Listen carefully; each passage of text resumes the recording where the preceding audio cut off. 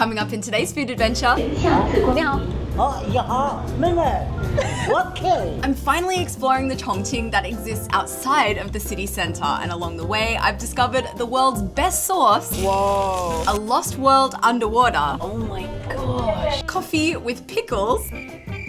And an abandoned top secret nuclear facility. All this hidden under a mountain. Today's food adventure proves no matter how well you think you know a place, there's always more to explore. Hello, and welcome back to another Chinese food adventure, and welcome back to Chongqing, the world's largest city. It's got a population of over 30 million people and a land area the size of Austria. But even though I've been traveling to Chongqing for over 12 years now, how can I really say I know this city if I've only ever experienced the downtown core, this tiny section of map here, when Chongqing is so much bigger than that. So join me in my adventure today as I get outside the city center. This is a fun surprise. The train that I booked, I didn't realize it, is actually a 绿皮车. It's the iconic old school Chinese sleeper trains. You can see in here we have the sleeping berth. This is the hard sleeper. It's got 3 levels. So you've got 6 in one cabin. I'm not getting in a sleeper. I'm only on this train for like an hour, so I'm in a hard seat. I don't really have a plan for today, but I do have a starting point. It's actually a place I read about in a book 13 years ago, back when I was an exchange student here in China. The book's called Rivertown, and the story follows the author Peter Hessler as he chronicles his life in the 90s as a foreigner living in Fuling, the town you see right here. But the Fuling of today is very different to the Fuling that the author wrote about. For one, since the book was written, the Three Gorges Dam was completed, which resulted in water levels rising by about 40 or so meters. And a little later, we're actually going to see just how dramatically that reshaped Fuling's landscape. But for now, let me take you back to this morning. Let me set the scene. I've just arrived in Fuling, about to start this day of adventures with the help of today's sponsor, the Insta360 Go Ultra, the ultimate POV vlogging camera. So I'm actually on my way from the train station, and in smaller towns in China, you'll find that if you want to get a taxi, the best way is actually to share with a few people. But in my case, I'm very happy about it because everyone in this car is a Fuling local, which meant they had the best advice of what I should be eating today. 最喜欢吃的碗饭，好吃。我们福林的豆花饭最正宗。福林的豆花饭真的是最好吃的，吃开心，玩开心哈。一定会，拜拜。So two are out, and we are on the search for 豆花饭。这一排都是卖豆花饭的。哦，这些都是卖豆花饭。对。那去哪一个比较好？基本上都可以，你看嘛。Here's one here. This massive one here also is selling 豆花饭. The next one there also 豆花饭. And in the background, all those shops are also selling 豆花饭. 你好，你知道哪一个更好吃？这一家. So according to these guys, this is the store to be at. 我们是最早的一家，最好的一家。 A really important part of this 豆花饭 is the sauce. You can do it yourself or you can get them to do it for you. I got the waitress to do it for me because I don't know my flavor combinations just yet. You have this hot pot of oil just bubbling away, and then you take some and you put it on your sauce to like infuse the flavors. Incredible. Whatever she's put together here is absolutely fantastic. Smoky from the chili, a little bit spicy, a little bit pickly as well from the jia cai you have inside. Jia cai is something that's really famous here in Fuling. I actually knew about it before coming here. And half of the people that live in this town here in Fuling are somehow employed by the pickled mustard root industry. So that's a little fun fact for you about Fuling. And the jia cai, it's crunchy, it's pickly. This is also quite peanutty. You've got peanuts in there as well. So along with your sauce, you've got a bowl of rice, and then comes the star of the show, the douhua, the tofu pudding. Let's get into this. I have a whole table of new friends. They're all teaching me how to eat this. So let me know. First, grab some of your tofu, then roll it around in your sauce real nice so it soaks up all that flavor. Then you add it to your rice. 这样跑。 Oh. 好吃吧？ 太好吃了. Wow. Guys, if you're planning a trip to Chongqing, get on the 绿皮车, get yourself to this restaurant and have this. Words cannot do this justice, but I'll try my best. The tofu itself is so soft, like it goes beyond melt in your mouth. It's almost straying into liquid territory. Look. And the taste of the tofu itself, it's like slightly smoky. Other than that, it doesn't really have too much of its own flavor. That's what the sauce is for. You can add a little, or like the locals do, you can add a lot. This is how they do it. 多放一点，好，往后转，放在碗饭里面，多一点，要搅拌，搅拌到很好。哦，很好吃。 That is so much flavor. I added so much of that sauce to my rice just now. You could just eat that sauce on its own. 你们会经常吃这个豆花饭吗？经常得吃，我们也很喜欢吃的。 Absolutely incredible. But I won't keep you in suspense any longer. I'm so excited to introduce the sponsor of today's video. It's this here, the Insta360 Go Ultra. And she is so cute. I mean, just for reference, she's super tiny. She's about the same size and weight as my Apple Watch, but do not underestimate her. She's packing a 1/1.28-inch sensor for amazing low light footage and can capture 4K video in buttery smooth 60 frames per second. Another thing I love about this camera is it's magnetic. I've got a little magnetic lanyard on right now and she clips on just here and I can get a really nice wide shot POV. And just now when I was eating, I was able to very naturally just capture a conversation without sticking a camera in people's faces. One piece of advice I'd give though, remember to tie your hair up. Yeah, you can put her on any magnetic surface, anything you can think of, and so you can get some really interesting POV shots and angles. Perfect for people that might be a bit more shy about the fact that they're vlogging in public. And talking of vlogging, I need to introduce the Action Pod.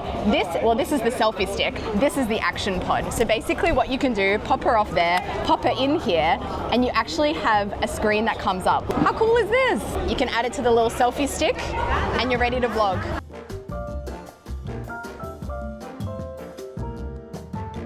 你好，我听说你们这里有一个榨菜咖啡 Yes， 好喝吗？偏美式一点。你喜欢吗？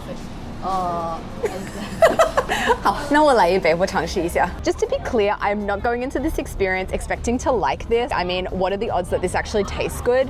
This is just something that you see a lot in China. If there's a local product or a local specialty, the very high odds are someone has made a coffee out of it. For example, when I was in Chongqing many years ago, I had a stinky tofu coffee because of course there's a stinky tofu coffee. Okay, so it's a 3-step process, guys. Step 1 I've learned is to eat this. And then step 2, we use the stick to stir this because it's a bit of a layered situation. We've got coffee underneath and then nai gai on top, like cheese. Here goes nothing.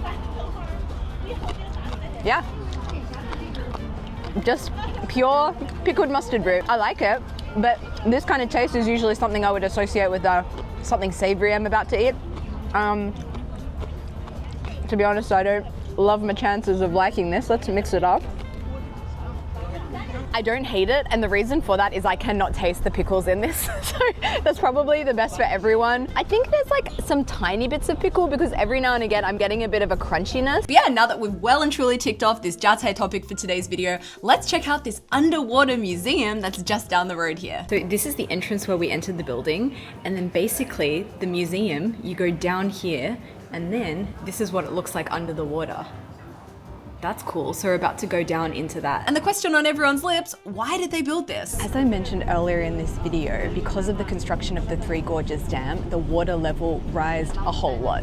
But there's something very interesting happening underneath, what's now underneath the river, but used to be right at river level. It's this diagonal sloped ridge, and back in the day, every winter time, this would become visible and people would come and write inscriptions in it. I'm talking over a 1,000-year period, but it's not just inscriptions and drawings that you'll find on this ridge here, but it's also water levels. This is a very accurate year-to-year record of what the water levels were doing here in the Yangtze River. And what's really fascinating is as you walk along this ridge here, you see how the calligraphy style changes, kind of representing a shift from time period to time period, dynasty to dynasty. And although this corridor is a few hundred meters long, this ridge itself went for a mile or more, so it's really, really long.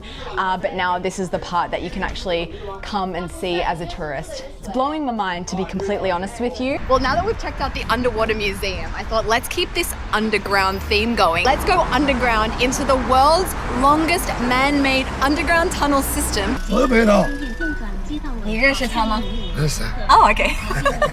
你是录着的。对，我记录一下Fuling这一天。我马上要去那个810。816。816。哦。816。哦耶，我的错。816。你去过吗？去过的，它是一座山，一座山里面全部挖空了的。 It's about an hour drive out of Fuling to get there, so as we drive, I'll tell you a bit more about this empty mountain named 816. So back during the Cold War, when global nuclear tensions were rising and China feared a direct attack on its coastal cities, the government chose this inland mountainous area right outside of Fuling as the location for a top secret project. The mountains you see on my right here, back in the 60s, it was actually home to a very top secret nuclear weapons facility. It's no longer top secret, you can actually go visit it, which is what I'm about to do. Apparently this goes really far underground and it can withstand an earthquake and also apparently a nuclear bomb as well. Fun facts, fun facts. This is a map of the entire underground cave system. It includes more than 21 kilometers of tunnels. It took over 17 years to build and involved more than 60,000 workers. It's mind-boggling how massive this place is. And the crazy part is this is only a small section of it that's actually open to the public. So something you don't really know until you get inside this tunnel system is just the scale of it, not just left and right down a tunnel down there, but up and down as well. We were just going up this stairway for at least 10 floors, and you can see right down to the bottom. It's absolutely massive. It's tall enough in places to fit entire buildings inside, or nuclear reactors for that matter. All this hidden under a mountain. It's wild. You might be also wondering, hey, if this was a nuclear facility, isn't it probably a bad idea to be walking around inside? Well, after years of construction and changing global politics, the project was eventually abandoned before it ever became active. And of course, no visit to a nuclear facility is complete without a photo opportunity. We've come to our second photo opportunity. And this time around we get to pose with a warhead. And at the end of your visit, you have the chance to buy your framed picture. Oh. Yeah, that photo will not be coming home with me. Crazy, I can't believe all of that is just underneath this mountain. It makes me wonder what are the top secret things happening now that I'll get to see in 50 years maybe. I have a feeling that's going to be a little bit more hardcore. 好玩吧？好玩，很有意思。很有意思啊。很有意思，它很长，它也很高。那我们可以回那个福林市区。We just arrived back in Fuling City. Shifu here, he's going to take me to his favorite dapaidang that really only comes alive at night time. 白天要上班的上班，要工作的工作，要做什么要办事的办事，他也不可能去喝酒，都是晚上才去喝一点酒。那dapaidang一定要喝点酒吗？也不是说也不是说非要喝一点酒，对，喝一瓶啤酒有点感觉就行。就是这个吗？慢慢玩。哦，好的，拜拜。慢慢喝。What a legend. It took me around all day. Big restaurant here, lots of people sitting outside. There's a bit of a wait time. I've given them my number. We're gonna use this 30 minutes of waiting time to go find another specialty here in Fuling. It's actually a dessert. So today we're having dessert before dinner. It's called Yo Lao Zao Tangyuan. Translation, glutinous rice balls in fermented rice wine soup with pork fat. This is so old school, I love it. Lao Zao. And she let me watch how she makes it. 这是什么？汤圆。Oh, 这是汤圆. Oh, cool. It's basically just glutinous rice. She breaks off small pieces and drops them straight into boiling water to cook. So that goes on the heat as well. And once the tangyuan have boiled, they're added to the pork lard, fermented rice wine, sesame, peanut mix, and this is the final product. So it's like a hot dessert soup with tangyuan inside. Let's have a try just the broth. Oh. Quite sweet. To be completely honest, it's one of those foods that it takes me a while to understand whether I like it or I don't. Typically, lao zao, sometimes they put it in bingfen. That's my biggest experience with lao zao. It has this alcohol-y taste that can be quite pungent. And typically I'm not the biggest fan of it. In this, I can definitely taste it. It is a bit more balanced out with other flavors. A lot of peanut, a lot of sesame. It's also quite sweet as well. And on the aftertaste, it almost tastes a little bit like citrus. 可以，它的味道我没有吃过这种味道。它有没有陈皮在里面？有陈皮是吧？对。那怪不得陈皮。It's this tangerine peel, dried tangerine peel. You'll find it in a lot of Chinese desserts. They do add this as well. 你好。哦，你好，妹妹。OK。OK。你吃过这个吗？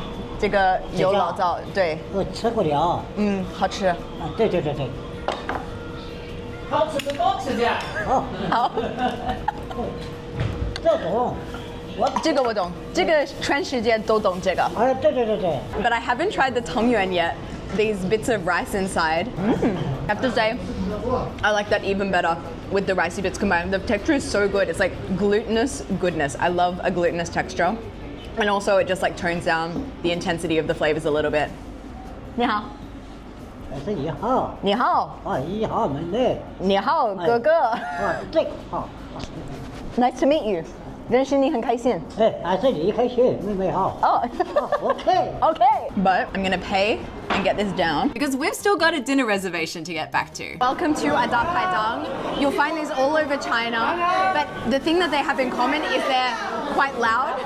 They're packed, they come alive at night, they're usually open-aired or they have some open-aired segment. Usually massive portions, cheap prices, and very fast to hit the table. And talking of that, I have my first dish here. It looks so good, it smells so good. It's little snails, and I have a little glove here, which I think will be very useful. Getting a bit of a flashback to Guilin. You may know the video I'm talking about, and as my dad watches this video, he's probably getting a bit of a trauma response. Remember that at the end you're not meant to eat because it's like it's poo. So as I've learned, you only eat the top bit there. Oh, that's so good. Spicy. 我可以来一瓶啤酒吗？冰的。Seriously, I mean, look at the saturation of this oil on my glove. You can just imagine the saturation of flavor in my mouth. It's so good. It's salty, it's spicy, it's mouth-numbing. My lips are like buzzing right now. It's really the perfect drinking snack. So I had to do it. I had to get a beer. This is I'm assuming it's a local beer, otherwise it's kind of a strange name. My mouth is burning, but I cannot stop. That pair of the beer and the snails, chef's kiss. Now here come my next two dishes, and believe it or not, these are the small portion sizes. Wow, okay, I think the good thing in my favor here is not everything that you see here is edible. This is mostly chili and Sichuan peppercorn. This, most of it is chili and shell. I freaking love this kind of thing. I like to call them the Doritos of the sea. This will be gone. Also, just so easy to eat, no bones. Pop it in, pop it out, you're all good. This is a little bit more on the mafan side, the tinghua, the little froggies, but you're rewarded with the most beautiful meat. I maintain that frog meat is in my top 3 favorite meats of all time. I should probably start on this because once I start on that, I won't stop. It smells ridiculous. Like, if you could bottle that and sell it, you'd be a billionaire. Do yourself a favor, if you come to this part of China, make sure you get some frog. It's the best. How they prepare frog in this region is so amazing with all those spices. It's spicy and mouth-numbing and really garlicky as well, this dish. It's so flavorful, but also just frog itself is freaking the best thing ever. You often hear it described as like a mixture of chicken and fish, and that's honestly the best way I could describe it. It's tender like fish, but also has that, I don't know, textural integrity of chicken. It doesn't have any intense flavor. It's not fishy. It's not anything. It's just really mild. It's a little bit mafan, a bit annoying to eat because it's just these tiny bones, but I mean, it's worth the payoff. Time has come. I've got my plate. I've got my beer. Watch me absolutely demolish these pippies. These are going down. Thank you, Xixia. Clearing my plate for me. Now I've got a fresh plate. It's so tasty. They're nice and salty, which is my favorite way for them to be prepared. They really just go down like chips. And it's funny because this is mala, spicy and mouth-numbing in the traditional sense. But this is also mala, but in a very different way.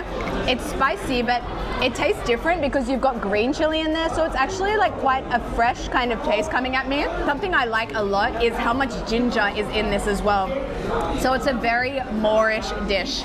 Salty, gingery, mouth-numbing, spicy. So good. I can't believe how much I've done and seen in just the 9 hours I've been in this city. I've had so much fun. The food has been incredible. Would definitely recommend you pay a trip. I mean, Chongqing is so hot right now. If you're going to come all this way to check out Chongqing, why not also come to Fuling? And you can also go on a Lupicha, which is always a fun thing to do as well. I thank you so much to the sponsor of today's video, the Insta360 Go Ultra. Honestly, this has been such a pleasure to use today. Super easy to use, so many use cases. You can check out the link in my description if you want to learn more about it. Maybe buy one for yourself or a friend. It is the holiday season coming up, so check that out. And as always, guys, don't forget to like, comment, and subscribe. I put my heart and soul into these videos for you guys to show you a different side of China, so make sure you're subscribed. Tomorrow I'm heading to Chengdu, so stay tuned for some adventures there. And yeah, cheers guys, see you next week.